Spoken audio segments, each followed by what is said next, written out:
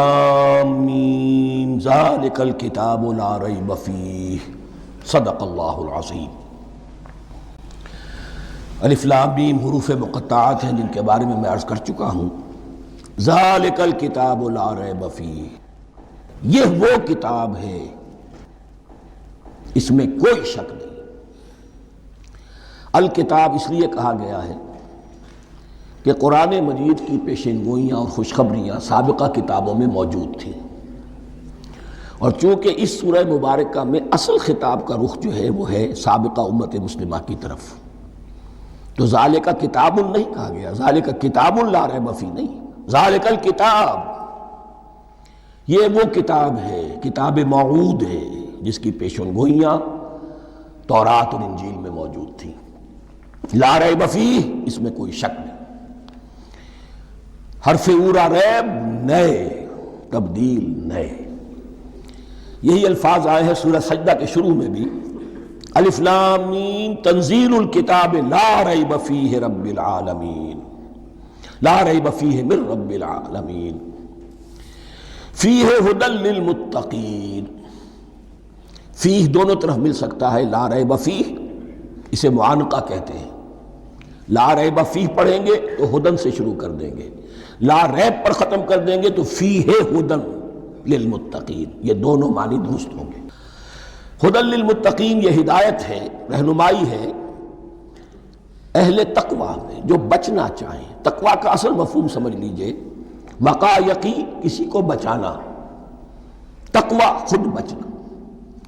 جن لوگوں کے اندر فطرت سلیمہ ہوتی ہے ان میں اخلاقی حس موجود ہوتی ہے، وہ بری چیز سے بچنا چاہتے ہیں، بھلی کو حاصل کرنا چاہتے ہیں، وہ لوگ ہیں کہ جو گویا کہ اس قرآن کا اصل مخاطب ہے، وہی اس سے استفادہ کر سکیں گے۔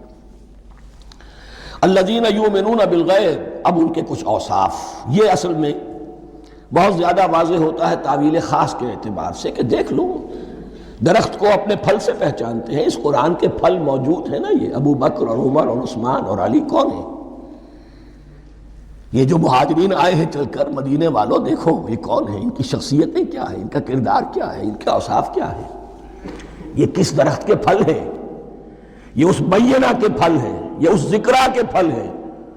بینہ رسول من اللہ یتلو صحفا مطہرۃ فیہا کتب قیمہ، یہ اس شجرہ مبارکہ کے پھل ہیں، دیکھ لو ان کے کیا شب و روز ہے۔ الذین یؤمنون بالغیب، جو غیب پر ایمان رکھتے ہیں۔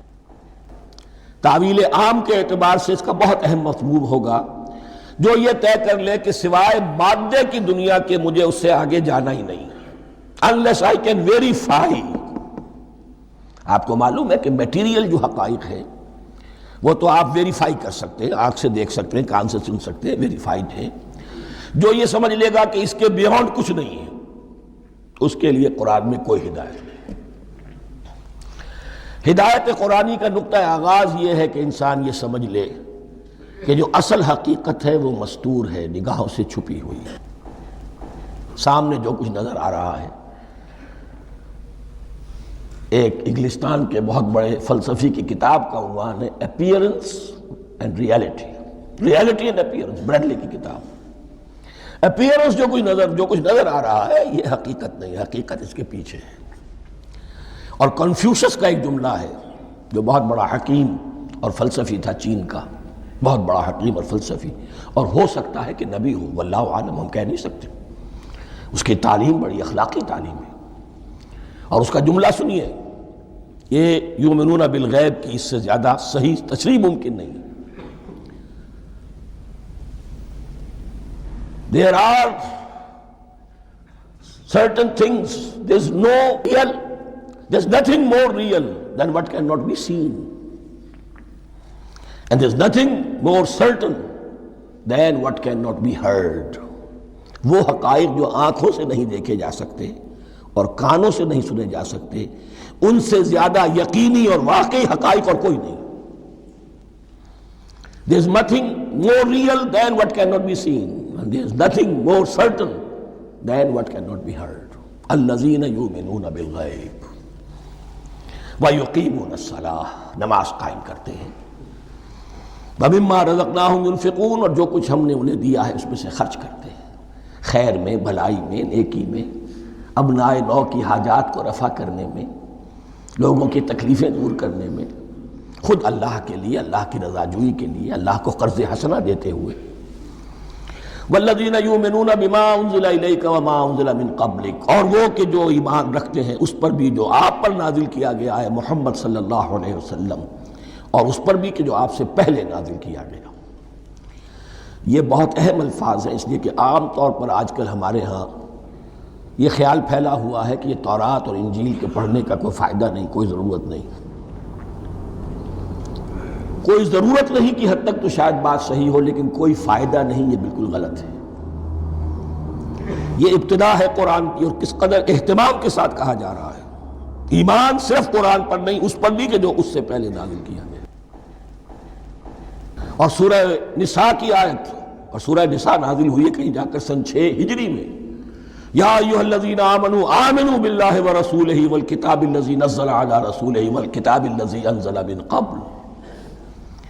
تو اس سے ایمان جو ہے تورات پر اور انجیل پر اور زبور پر اور صحف ابراہیم پر، اجمالی ایمان کی جو اہمیت ہے اس کو اچھی طرح سمجھ لیجیے۔ البتہ یہ ہے کہ چونکہ ہم سمجھتے ہیں اور جانتے ہیں کہ ان کتابوں میں تحریف ہو گئی ہے، لہذا ان کتابوں کی کوئی شے قرآن پر حجت نہیں ہوگی۔ جو چیز قرآن سے ٹکرائے گی ہم اس کو رد کر دیں گے، ان کتابوں کی کسی شے کو دلیل کے طور پر نہیں لائیں گے۔ لیکن جہاں قرآن مجید کی کسی بات کی نفی نہ ہو رہی ہو تو بہت سے حقائق ہمیں ان کتابوں ہی سے ملتے ہیں۔ انبیاء کے مابین جو زمانی ترتیب ہے، کرونالوجیکل آرڈر جو ہے، وہ تو ہمیں تورات سے ملتا ہے، قرآن میں تو نہیں۔ قرآن میں کبھی حضرت نوح کا ذکر بعد میں ہے، حضرت موسیٰ کا پہلے، وہاں تو کسی اور پہلو سے ترتیب آتی ہے، لیکن وہاں ہمیں تاریخ ملتی ہے ابراہیم کی، اسحاق کی، یعقوب کی، انبیاء بنی اسرائیل کی، موسیٰ کی، عیسیٰ کی، یہ ساری چیزیں۔ تو اس کی اہمیت جو ہے اس کو سمجھ لیجئے۔ والذین یؤمنون بما انزل الیک وما انزل من قبلک وبالآخرۃ ھم یوقنون، آخرت پر وہ یقین رکھتے ہیں۔ نوٹ کرنے والی بات کیا ہے کہ باقی سب چیزوں کے لیے لفظ ایمان آیا، آخرت کے لیے ایقان کیوں؟ واقعہ یہ ہے کہ انسان کے عمل کے اعتبار سے سب سے زیادہ مؤثر شے ایمان بالآخرہ ہے۔ ایمان بالآخرہ ہے تو عمل سیدھا رہے گا کہ ہاں مجھے جواب دہی کرنی ہے، جانا ہے، اٹھنا ہے، اللہ کے حضور حاضری ہے۔ اگر یہ یقین ہے تو عمل صحیح ہوگا۔ اس میں کمی ہو گئی تو توحید جو ہے وہ بھی بس ایک عقیدہ، ایک ڈوگما بن کے رہ جائے گی۔ ایمان بالرسالت بھی بدعات کو جنم دے گا۔ عید میلاد نبی منا لیجئے، اور کچھ عشقیہ اشعار کہہ دیجئے، نعتیہ اشعار کہہ دیجئے، اللہ اللہ خیر صلی اللہ، یہ ایمان بالرسالت کے مظہر ہوں گے۔ عمل انسان کا درست ہوتا ہے آخرت کے یقین کے ساتھ۔ وَبِالْآخِرَةِ هُمْ يُوقِنُونَ، آخرت پر انہی کا یقین ہے، انہی کا یقین ہے۔ یہ حصر بھی ہے اس اعتبار سے کہ یہودی میں مدعی تھے کہ ہم آخرت پر یقین رکھتے ہیں، یہاں کنٹراسٹ دکھایا جا رہا ہے، آخرت پر یقین رکھنے والے یہ لوگ ہیں، اور تعویل خاص کے اعتبار سے وہ لوگ موجود ہیں تمہاری نگاہوں کے سامنے۔ 13 برس کی محنت کی کمائی محمد الرسول اللہ صلی اللہ علیہ وسلم کی، اس کتاب کی، یتلو علیہم آیاتہ ویزکیہم ویعلمہم الکتاب والحکمہ، اس کا جو نتیجہ ہے وہ تمہارے سامنے ہے۔ اولئک علی ھدی من ربہم، یہ وہ لوگ ہیں جو اپنے رب کی طرف سے ہدایت پر ہیں۔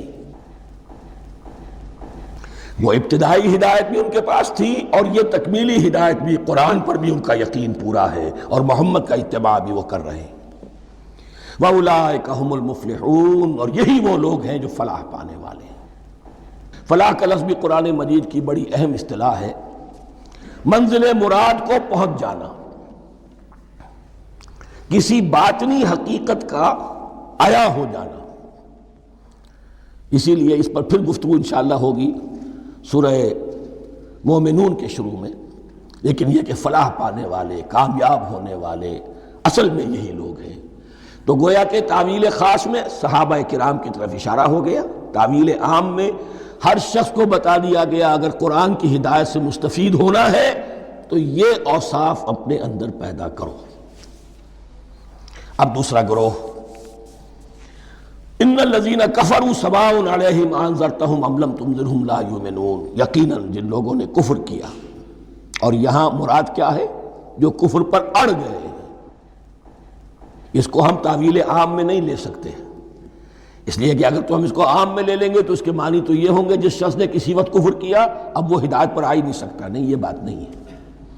کوئی کفر میں ہے، وہ غالطے کی بنا پر ہے، عدم توجہی کی بنا پر ہے، حق اس پر واضح نہیں ہوا ہے اس لیے ہے، تو آپ اسے سمجھائیں گے، انذار و تبشیر سے اسے فائدہ ہو جائے گا، واعظ و نصیحت سے فائدہ ہو جائے گا۔ ایک وہ ہے کہ جو حق کو سمجھ کر پہچان کر اور پھر اڑ گئے، ضد کی وجہ سے، ہٹ دھرمی کی وجہ سے، تعصب کی وجہ سے، تکبر کی وجہ سے، حسد کی وجہ سے۔ ان الذین کفروا، ایسے لوگوں کا معاملہ کیا ہے؟ سواء علیہم انذرتہم ام لم تنذرہم لا یؤمنون، برابر ہے ان کے لیے خواہ آپ انہیں سمجھائیں خواہ نہ سمجھائیں، ڈرائیں نہ ڈرائیں، انذار فرمائیں نہ کریں، لا یؤمنون، وہ ایمان لانے والے نہیں۔ وہی بات جو میں نے کہی تھی کہ سوتے کو جگایا جا سکتا ہے، جاگتے کو کیسے جگائیں؟ ختم اللہ علی قلوبہم وعلی سمعہم وعلی ابصارہم غشاوہ، ان کے دلوں پر اللہ نے مہر کر دی ہے۔ کیوں کر دی ہے؟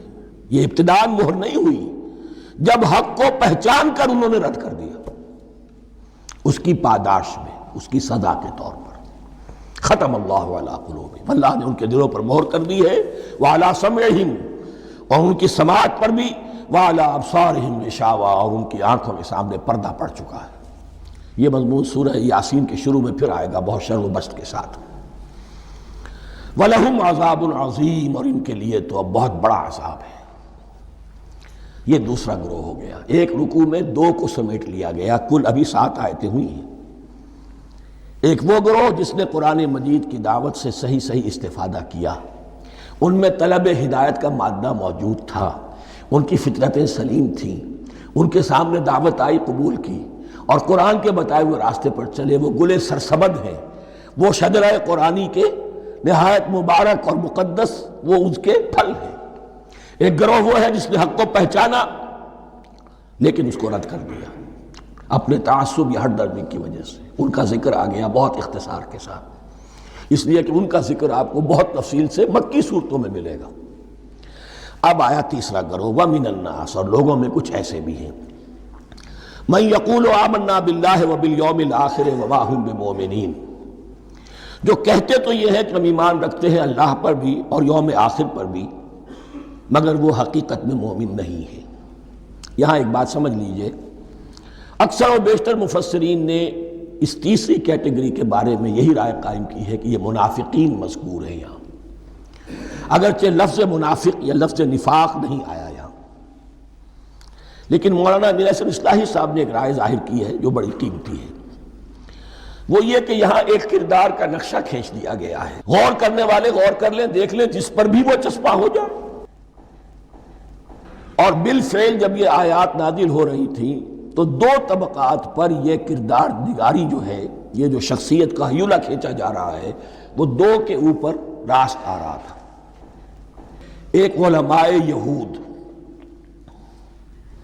وہ بھی کہتے تھے کہ ٹھیک ہے محمد جو کہہ رہے ہیں ہم بھی اللہ کو مانتے ہیں، آخرت کو بھی مانتے ہیں، اسی لیے یہاں رسالت کا ذکر نہیں ہے۔ بھئی ہم محمد ہی کو نہیں مانتے نا صلی اللہ علیہ وسلم، باقی اگر 1.25 لاکھ نبی آئے ہیں تو باقی 1.25 لاکھ کو تو ہم مانتے ہیں، ایک محمد کو نہیں مانا، ایک عیسیٰ کو نہیں مانا، بس تو ہمیں بھی مانا جانا چاہیے کہ ہم بھی مسلمان ہیں۔ ایک یہ ان کی رائے ہے، اور واقعہ یہ ہے کہ یہاں اس طریقے کا تذکرہ ہو رہا ہے کہ جس سے ان کا کردار بھی جھلک رہا ہے، روح سخن ان کی طرف جا رہا ہے۔ مجھے یاد ہے اپنی 10ویں جماعت کے زمانے میں دہلی میں نے دیکھا تھا کیناٹ سرکس، وہاں کا ایک بڑی مارکیٹ ہوتی تھی، تو جوتے کی ایک دکان پہ ایک بہت بڑا جوتا لٹکایا ہوا تھا، بہت بڑا، اور لکھا تھا free to whom it fits, جس کے پاؤں میں یہ ٹھیک ٹھیک آ جائے وہ لے جائے اس کو۔ تو یہ free to whom it fits ہے، ایک کردار ہے. اب یہ کردار جس کے اوپر بھی فٹ بیٹھ جائے، ان میں یقیناً زیادہ تو غلبہ یہی ہے جو مفسرین کی رائے ہے، منافقین کا معاملہ جو ہو رہا ہے. لیکن یہ کردار بعین نہیں فٹ بیٹھ رہا ہے یہود کے علماء پر. اور یہ بھی نوٹ کر لیجئے کہ جو مدینہ منورہ میں نفاق کا جو پودا پروان چڑھا ہے، بلکہ پودا نہیں کہنا چاہیے، جھاڑ جھکاڑ جو پروان چڑھا ہے، وہ یہودیوں کے زیر اثر. جیسے جنگل کے اندر بڑے بڑے درخت بھی ہوتے ہیں اور اندر جو ہے نیچے جھاڑیاں بھی ہوتی ہیں، تو یہ نفاق کا جھاڑ جھکاڑ جو ہے وہ یہودی علماء کا جو پودا تھا، اور بہت بڑا تھا، اس میں کوئی شک نہیں، اس کے سائے میں پروان چڑھا ہے. ان دونوں میں معنوی ربط بھی ہے. وَمِنَ النَّاسِ مَن يَقُولُ آمَنَّا بِاللَّهِ وَبِالْيَوْمِ الْآخِرِ وَمَا هُمْ بِمُؤْمِنِينَ. اور لوگوں میں سے کچھ ایسے بھی ہیں جو کہتے تو یہ ہے کہ ہم ایمان رکھتے ہیں اللہ پر اور یوم آخر پر، لیکن وہ مومن نہیں ہیں. يُخَادِعُونَ اللَّهَ وَالَّذِينَ آمَنُوا وَمَا يَخْدَعُونَ إِلَّا أَنفُسَهُمْ. وہ دھوکہ دینے کی کوشش کر رہے ہیں اللہ کو اور اہل ایمان کو. دیکھیں یخادعون جو ہے یہ باب مفعلہ ہے. باب مفعلہ میں کشمکش ہوتی ہے، کشاکش ہوتی ہے، لہذا ترجمہ میں نے کیا کوشش کر رہے ہیں. وما یخدعون الا انفسهم، یہ ثلاثی مجرد میں آ گیا، اور نہیں دھوکہ دے رہے مگر صرف اپنے آپ کو. یہ یقینی ہے اپنے آپ کو تو دھوکہ دے رہے ہو، لیکن یہ کہ اللہ اس کے رسول کو اور اللہ اور اہل ایمان کو دھوکہ نہیں دے سکتے. سورہ نساء کی آیت نمبر 142 میں یہ کھل کر منافقین کے بارے میں یہی الفاظ آئے ہیں. ان المنافقین یخادعون اللہ وہو خادعہم. یقیناً منافقین جو ہے وہ اللہ کو دھوکہ دینے کی کوشش کر رہے ہیں اور اللہ انہیں دھوکہ دے رہا ہے. وما یشعرون، انہیں اس کا شعور نہیں ہے. یہ بہت اچھی طرح نوٹ کر لیجئے. منافقین کی بھی اکثریت وہ تھی جنہیں اپنے نفاق کا شعور نہیں تھا. وہ اپنے تئیں سمجھتے تھے اپنے آپ کو مسلمان. وہ کہتے تھے یہ بے وقوف لوگ ہیں. محمد رسول اللہ کے بارے میں کہتے تھے یہ خام خواہ جو ہے انہوں نے لڑائی بھڑائی مول لے لی ہے اہل مکہ کے ساتھ، کیا ضرورت ہے، امن کے ساتھ جو ہے بات کرنی چاہیے. وہ سمجھتے تھے کہ ہم خیر خواہ ہیں، ہم بھلی بات کہہ رہے ہیں. یہ بے وقوف لوگ ہیں، دیکھتے نہیں کہ کس سے ٹکرا رہے ہیں، ہاتھ میں اسلحہ نہیں ہے اور لڑائی کے لیے جا رہے ہیں. تو بے وقوف تو یہ ہے. لیکن وہ سمجھتے تھے کہ ہم تو بڑے مخلص ہیں، ہم مصلح ہیں. تو ما یشعرون بہت ضروری ہے. بعض لوگ منافق ایسے بھی تھے کہ جو اسلام میں داخل ہی ہوتے تھے دھوکہ دینے کی خاطر، اور ان پہ پہلے دن سے واضح ہوتا تھا کہ ہم مسلمان نہیں ہیں، ہم نے اسلام کا لبادہ اوڑھا ہے صرف دھوکے کے لیے. اس کا ایک ذکر سورہ آل عمران میں آئے گا. لیکن اکثر و بیشتر منافقین دوسری طرح کے تھے جنہیں اپنے نفاق کا شعور حاصل نہیں تھا. فی قلوبہم مرض، ان کے دلوں میں ایک روگ ہے، بیماری ہے. یہ روگ اور بیماری کیا ہے؟ ایک لفظ میں اس کو تعبیر کیا جائے کردار کی کمزوری، ویکنس آف کیریکٹر. ایک شخص وہ ہوتا ہے کہ جو سمجھتا ہے یہ حق ہے، ہر سے باد آباد، اب جو ہو سو ہو. ایک حق کو حق پہچان کر رد کر دیتا ہے، وہ کافر ہو گیا. ایک حق کو حق پہچان کر آیا تو صحیح، لیکن ویکنس آف کیریکٹر کی وجہ سے قوت ارادی کمزور ہے. آخرت بھی چاہتے ہیں، دنیا کو بھی ہاتھ سے دینے کو تیار نہیں. یہاں کا بھی کوئی نقصان نہ ہو اور آخرت کا بھی سارا بھلا ہمیں مل جائے. یہ وہ لوگ ہیں در حقیقت کہ اس کو کہا روگ. فی قلوبہم مرض فزادہم اللہ مرضا. تو اللہ نے ان کے مرض میں اضافہ کر دیا. یہ اللہ کی سنت ہے. آپ حق پر چلنا چاہیں، حق کا راستہ آپ کے لیے آسان کر دے گا.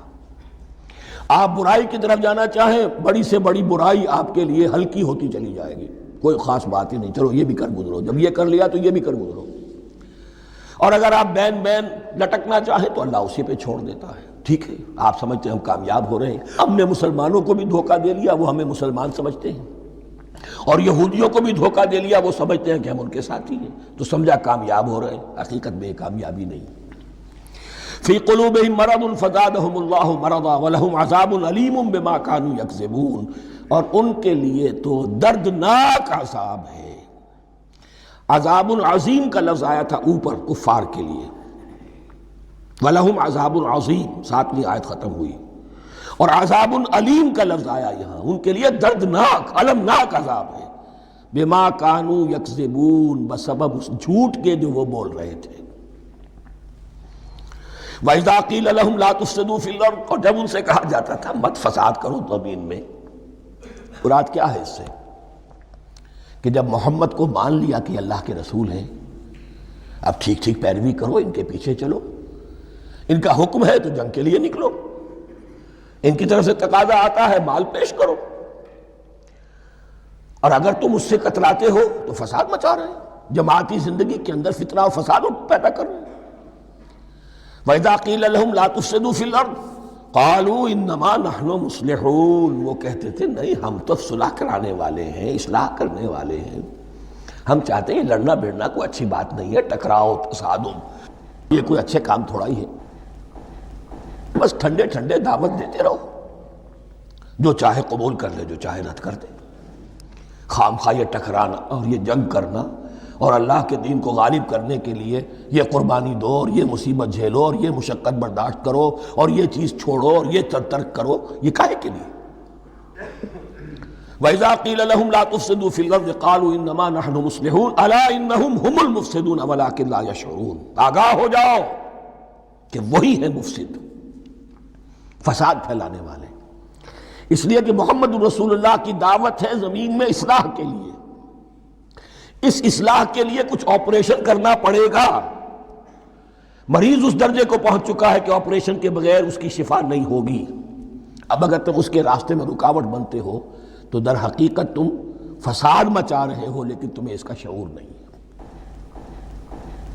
الا انہم ہم المفسدون ولکن لا یشعرون، پھر دیکھیے نوٹ کیجئے شعور نہیں ہے، شعوری نفاق اور شے ہے، غیر شعوری نفاق ہے کہ جس کا یہ سارا تذکرہ ہو رہا ہے۔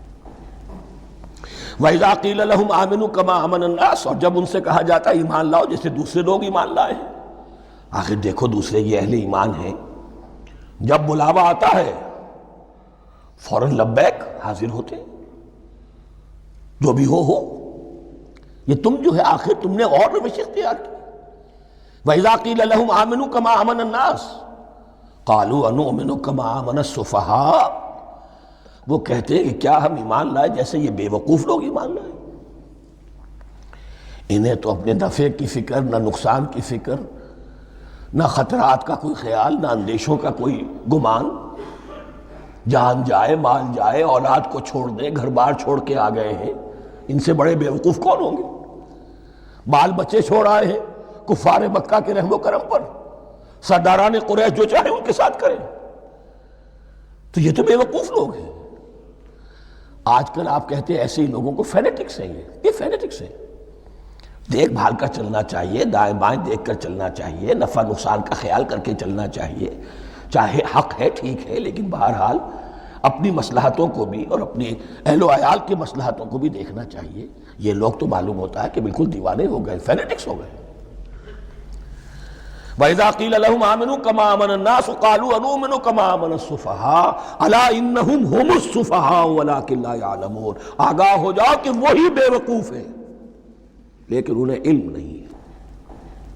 وہ صادق الایمان جو ایمان کی ہر تقاضے کو پورا کرنے کے لیے ہر وقت حاضر ہیں، ان سے بڑا عقل مند کوئی نہیں، ان سے بڑا سمجھدار کوئی نہیں، انہوں نے یہ جان لیا ہے کہ اصل زندگی آخرت کی زندگی ہے، یہ نہیں ہے، یہ تو عارضی ہے، کل نہیں آج ختم ہو جائے، آج نہیں ابھی ختم ہو جائے، کیا فرق پڑے گا، جانا تو ہے، اب نہیں تو کل، کل نہیں تو پرسوں، جانا تو ہے، تو عقل تو ان کے اندر ہے۔ الا انہم ہم السفہاء ولکن لا یعلمون واذا لقوا الذین آمنوا قالوا آمنا، اور جب یہ ملتے ہیں ان سے جو اہل ایمان ہیں تو کہتے ہیں ہم بھی ایمان رکھتے ہیں۔ اب یہ ان دونوں پر آئے گا، عام جو یہودی تھے وہ بھی کہتے تھے کہ ہم بھی تو آخر اللہ کو مانتے ہیں، آخرت کو مانتے ہیں، اور منافق تو تھے ہی جو رسول کو بھی مانتے تھے۔ وَإِذَا خَلَوْا إِلَىٰ شَيَاطِينِهِمْ، اور جب یہ اپنے شیطانوں کے پاس خلوت میں ہوتے ہیں، اور یہاں شیاطین سے مراد ہیں اہل کتاب یہود کے علماء، ان کے سردار، یا عبداللہ ابن ابی جو منافقین مدینہ کا سردار تھا۔ اگر وہ کبھی ملامت کرتا ہے دیکھو تم تو معلوم ہوتا ہے بالکل مسلمانوں میں شامل ہی ہو گئے پوری طرح سے، تمہیں کیا ہو گیا، تم ہر بات مان رہے ہو۔ اب انہیں یہ کچھ نہ کچھ اپنی وفاداری کا یقین دلانے کے لیے کہنا پڑتا تھا، نہیں ہم انہیں بیوقوف بنا رہے ہیں، ہم ان سے ذرا تمسخر کر رہے ہیں، ہم ہیں آپ کے ساتھ ہی، آپ فکر نہ کریں۔ اسی لیے یہ دو منہ ہونا، نفق کہتے ہیں سرنگ کو جس کے دو دروازے ہوتے ہیں، باقی زیر زمین ہے۔ نافتہ گوہ کا بل ہے کہ دو دروازے رکھتا ہے، دو اس کے منہ رکھتا ہے کہ ادھر سے اگر کتا داخل ہو جائے شکار کے لیے تو ادھر سے نکل بھاگے، ادھر سے آئے تو ادھر سے نکل بھاگے۔ تو دو منہ انسان، یہ در حقیقت جس کو پھر سورہ نساء میں کہا گیا لا الہ الا ولا الہ الا، نہ ادھر کے ہیں نہ ادھر کے، مذبذبین بین ذالک، اس کے درمیان مذبذب ہو کر رہ گئے۔ یہ شیطان کا لفظ یہاں سمجھ لیجئے کہ اس کے دو رائے ہیں کہ یہ شطنہ سے بنا ہے یا شات سے بنا ہے، شین الف توئے یا شین تو نون۔ شطنہ کے معنی تباعدا، کو بہت دور ہو گیا، شیطان سے مراد جو اللہ کی رحمت سے بہت دور ہو گیا۔ اور شاتا یشیتو کے معنی ہے احترق غضبا وحسدا، کوئی شخص غصے اور حسد کے اندر جل رہا ہو، وہ شاتا یشیتو ہے۔ اس سے فعلان کے وزن پر، رحمان کے وزن پر، غضبان کے وزن پر شیطان، یعنی وہ کہ جو حسد اور غضب کی آگ میں جل رہا ہے۔ تو یہ ایک تو شیطان وہ ہے کہ جو جنات میں سے ہے، جس کا نام عزازیل تھا پہلے، اب ہم اسے ابلیس کے نام سے جانتے ہیں، وہ ایک شیطان ہے، جنی ہے۔ پھر یہ کہ جو بھی اس کے پیروکار ہیں دنیا میں انسانوں میں سے ہوں یا جنات میں سے ہوں، وہ بھی شیاطین ہیں۔ اسی طرح اہل کفر، اہل زیغ کے جو بڑے بڑے سردار ہوتے ہیں ان کو بھی شیطان سے تعبیر کیا گیا۔ وَإِذَا خَلَوْا إِلَىٰ شَيَاطِينِهِمْ قَالُوا إِنَّا مَعَكُمْ، اور جب وہ خلوت میں ہوتے ہیں، علیحدگی میں ہوتے ہیں اپنے شیاطین کے پاس، سرداروں کے پاس، کہتے ہیں ہم تو آپ کے ساتھ ہیں، انما نحن مستہزئون، یہ تو ہم ان مسلمانوں کو بیوقوف بنا رہے ہیں، ان سے استہزاء کر رہے ہیں، تمسخر کر رہے ہیں۔ ہم تمسخر میں کہہ دیتے ہیں کہ ہم بھی آپ کے ساتھ ہیں، آمنا۔ اللہ یستہزئ بہم ویمدہم فی طغیانہم یعمہون، حقیقت کیا ہے کہ اللہ ان کا مذاق اڑا رہا ہے اور ان کو ڈھیل دے رہا ہے کہ وہ اپنے عقل کے اندھے پن میں بڑھتے چلے جائیں۔ اللہ تعالیٰ جیسا میں نے عرض کیا رسی دراز کرتا ہے، کوئی شخص غلط راستے پر جانا ہے تو جاؤ بھائی، فوراً تو نہیں پکڑتا، اگر فوراً پکڑ لے تو سیدھا ہو جائے گا، چلتے جائے، جہاں جانا چاہتے ہو جاؤ۔ تو ان کو بھی رسی دراز کر رہا ہے اللہ، لیکن یہ کہ اللہ یستہزئ بہم، یہ سمجھتے ہیں کہ مسلمانوں کا مذاق اڑا رہے ہیں، اصل میں مذاق ان کا اڑ رہا ہے اللہ کے نزدیک۔ وَيَمُدُّهُمْ فِي طُغْيَانِهِمْ يَعْمَهُونَ، اب یہاں ذرا نوٹ کر لیجئے، یہ دو لفظ آئیں گے، عین میم اور ہا، امہ ہے کے ساتھ، ایک ہے عین میم اور یا، امج، تو عین اور میم تو مشترک ہے یا آخر میں فرق ہوگا، عین میم اور ہا ہوگا، اس کے معنی عقل کا اندھا، دل کا اندھا، آنکھیں تو ہے لیکن دل کا اندھا ہے، عقل کا اندھا ہے۔ اور عین میم یا جو آنکھوں کا اندھا ہو، عمیٌ اندھے، اعمیٰ اندھا۔ تو یہاں فرمایا انا معکم انما نحن مستہزئون، اللہ یستہزئ بہم ویمدہم فی طغیانہم یعمہون، اللہ ان کو اس جو ان کی عقل کے اندھے پن میں جو یہ بڑھتے چلے جا رہے ہیں، اللہ بھی ان کی رسی دراز کر رہا ہے تاکہ یہ جہاں تک جانا چاہتے چلے جائیں۔ اولئک الذین اشتروا الضلالۃ بالہدی، یہ وہ لوگ ہیں کہ جنہوں نے ہدایت کے عوض گمراہی خرید لی ہے۔ دیکھیے بڑا پیارا انداز ہے یہ، ایک شخص کے سامنے دونوں آپشنز تھے، ایک نے گمراہی کو چھوڑا، ہدایت لے لی، چاہے قیمت دینی پڑی، تکلیفیں اٹھانی پڑی، آزمائشوں میں سے گزرنا پڑا، قربانیاں دینی پڑی، ہدایت لی۔ اور ایک شخص نے ہدایت دے کر گمراہی لے لی ہے، آسانی تو ہو گئی، فوری تکلیف سے تو بچ گئے، لا الہ الا ولا الہ الا، دونوں طرف سے اپنے آپ کو بچا لیا۔ لیکن حقیقت میں سب سے زیادہ گھاٹے کا سودا یہی ہے، اولئک الذین اشتروا الضلالۃ بالہدی، ہدایت دے کر اور ضلالت خرید لی ہے، فما ربحت تجارتہم، تو ان کی تجارت ان کے حق میں ہرگز مفید نہیں ہوئی۔ اب یہاں بھی دیکھیے، را با اور ہے ہا، ربحا، اس کے معنی نفع، صحیح نفع، جائز نفع۔ را با اور وا، ربا وہ سود، وہ بھی اضافہ ہے، وہ بھی بڑھوتری ہے، لیکن وہ حرام ہے۔ ایک ہے تجارت کے اندر جو نفع ہو جائے وہ ربح ہے، را با اور ہا یہ نفع ہے جو جائز نفع ہے، را با اور وا ربا یہ کیا ہے؟ یہ سود ہے، یہ حرام ہے۔ را اور با مشترک ہے، آگے ہا آگے اور با اس کا فرق ہے۔ فما ربحت تجارتهم وما كانوا مهتدين، ان کی تجارت ان کے حق میں ہرگز مفید نہیں ہوئی اور نہیں ہے اب یہ ہدایت پانے والے۔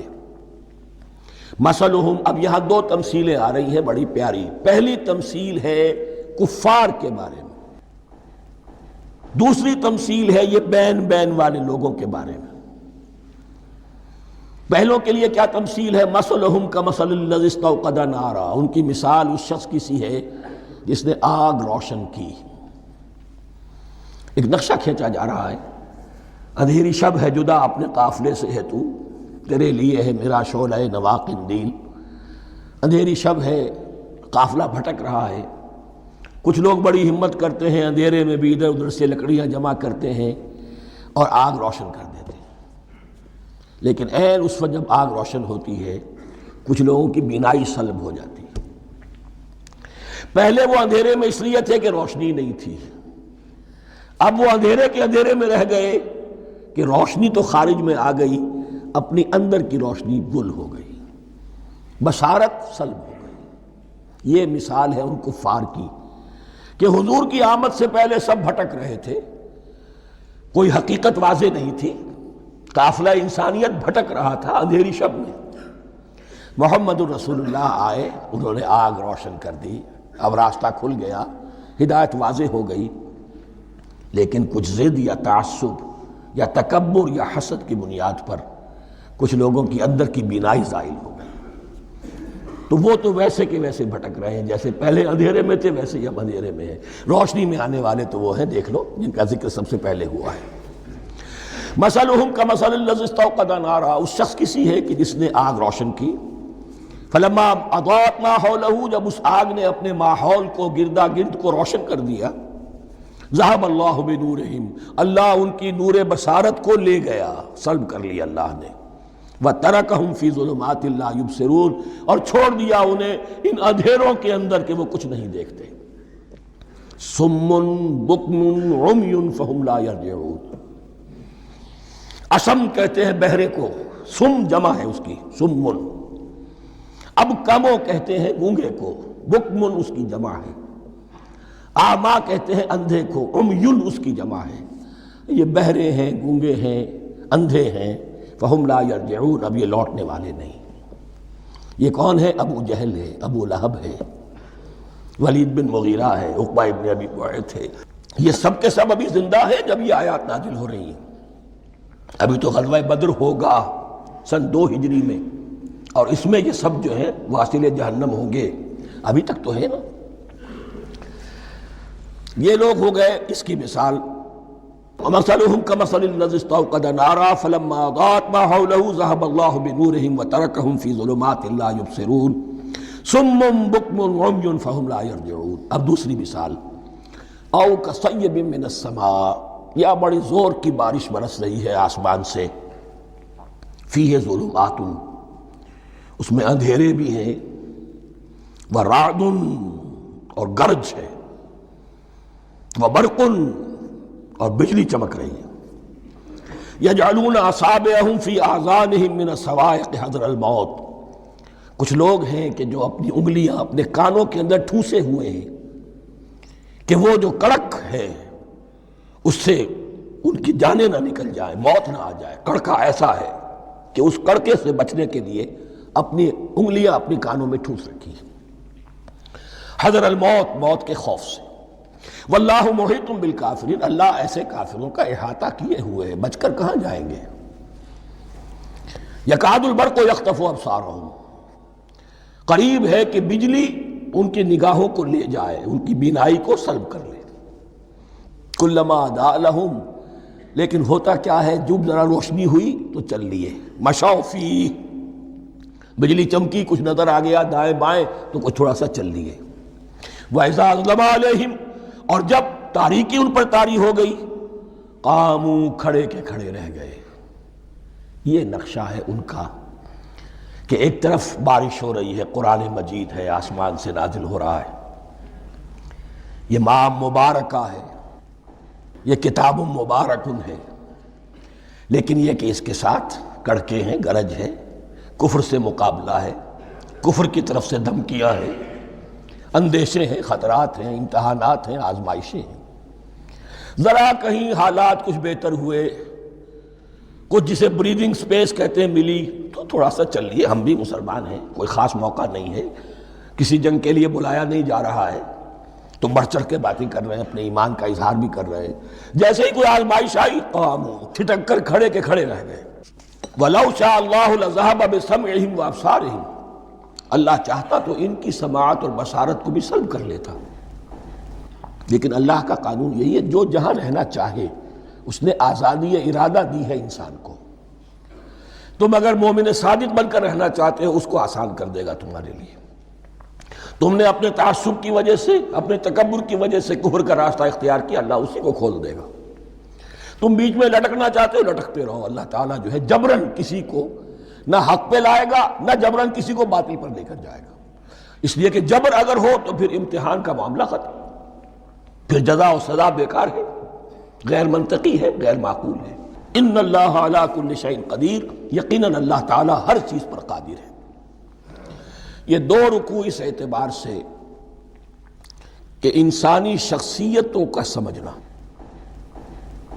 اور جیسا کہ میں نے عرض کیا، تعویل عام ذہن میں رکھیے، جب بھی کبھی کوئی دعوت حق اٹھے گی، اگر وہ واقعتاً کل کے کل حق کی دعوت ہے اور اس میں انقلابی رنگ ہے کہ باطل سے پنجہ آزمائی کرنی ہے، باطل کو نیچا دکھانا ہے، حق کا غلبہ کرنا ہے، تو یہ تین قسم کے افراد لازماً ہمیشہ وجود میں آ جائیں گے۔ ان کو پہچاننا، ان کے کردار کی جو اصل جو اس کے پیچھے پس منظر ہے، اس کو جاننا بہت ضروری ہے۔ اب جو تیسرا رکوع آ رہا ہے سورہ بقرہ کا، اس میں قرآن کی دعوت کا خلاصہ ہے۔ قرآن کیا ماننے کی دعوت دیتا ہے، اس کی پکار کیا ہے۔ جیسا کہ میں عرض کر چکا ہوں، 2/3 قرآن پہلے نازل ہو چکا ہے، پس منظر میں ہے۔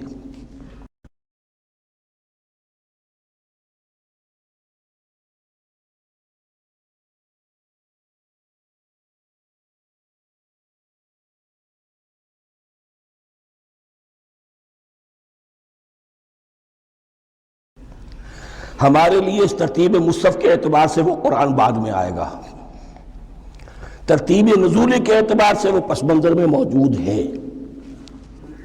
لیکن چونکہ یہاں پر مصحف کے اندر یہاں سے آغاز کیا جا رہا ہے، لہذا اس کا خلاصہ جو ہے لب لباب یہ ایک رکوع میں، اور قرآن کے فلسفے کا اور اس کے بعض نہایت ہی اہم جو موضوعات ہیں اور مسائل ہیں، ان کا ذکر پھر چوتھے رکوع میں۔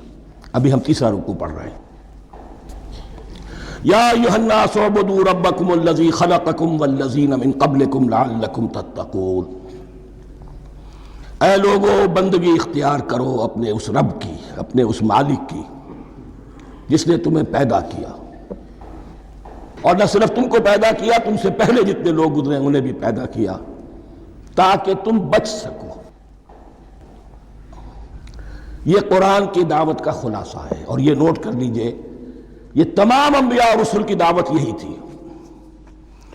ہم جب پڑھیں گے سورہ اعراف پڑھیں گے، سورہ شعراء پڑھیں گے، ایک ایک کا نام لے کر،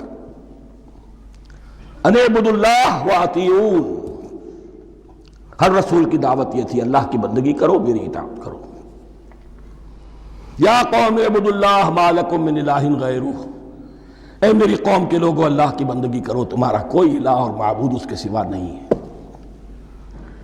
پھر عضو قرآن یہی عبادت رب انسان کی تخلیق کی غایت ہے، وما خلقت الجن والانس الا لیعبدون، ہم نے جنوں اور انسانوں کو پیدا ہی صرف اس لیے کیا ہے کہ ہماری بندگی کریں۔ لیکن یہاں ایک فرق بہت بڑا ہے، تمام رسولوں کی دعوت یہی ہے، محمد الرسول اللہ کی بھی یہی ہے، لیکن بڑا فرق کیا ہے باقی تمام رسولوں کی دعوت آپ کو ملے گی یا قوم، اے میری قوم کے لوگوں، یہاں ہے یا ایھا الناس، اے بنی آدم، اے بنی نوع انسان۔ معلوم ہوا کہ تمام رسول حضور سے پہلے صرف اپنی اپنی قوموں کی طرف آئے ہیں۔ پہلے اور آخری اور کامل رسول ہیں اللہ کے محمد صلی اللہ علیہ وسلم، جن کی دعوت آفاقی ہے۔ یا ایھا الناس، یا قوم نہیں، یا ایھا الناس اعبدوا ربکم الذی خلقکم والذین من قبلکم۔ اس میں دلیل بھی آ گئی کہ عام طور پر لوگ جو ہے غلط راستے پر اس دلیل سے جمے رہتے ہیں کہ ہمارے آباء و اجداد کا راستہ یہی تھا۔ تو بھائی جیسے تم مخلوق ہو ایسے وہ بھی تو مخلوق تھے، جیسے تم خطا کر سکتے ہو وہ بھی تو خطا کر سکتے تھے۔ لہذا یہ نہ دیکھو کہ آباء و اجداد کا راستہ کیا تھا، دیکھو یہ کہ حق کیا ہے۔ لعلکم تتقون، تاکہ تم بچ جاؤ، دنیا میں افراط و تفریط کے دھکوں سے بچ جاؤ گے، آخرت میں اللہ کے عذاب سے بچ جاؤ گے۔ ان دونوں سے اگر بچنا ہے تو اللہ کی بندگی کی روش اختیار کرو۔ اچھا کس رب کی؟ الذی جعل لکم الارض فراشا والسماء بناء، جس نے تمہارے لیے زمین کو فرش بنا دیا اور آسمان کو چھت بنا دیا۔ وانزل من السماء ماء، اور آسمان سے پانی برسایا۔ فاخرج بہ من الثمرات رزقا لکم، اور پھر اس پانی کے ذریعے سے زمین سے میووں کی شکل میں، پیداوار کی شکل میں تمہارے لیے رزق اگایا۔ فلا تجعلوا للہ اندادا وانتم تعلمون، تو ہرگز نہ اللہ کا مد مقابل کسی کو ٹھہراؤ جانتے بوجھتے۔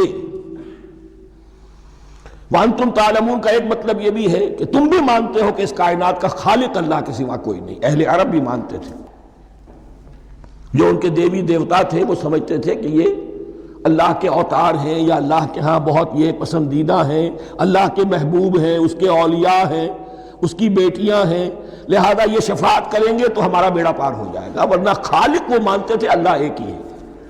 جب تم یہ مانتے ہو کائنات کا خالق ایک، مدبر ایک، تو اب کسی کو اس کا مد مقابل نہ بناؤ۔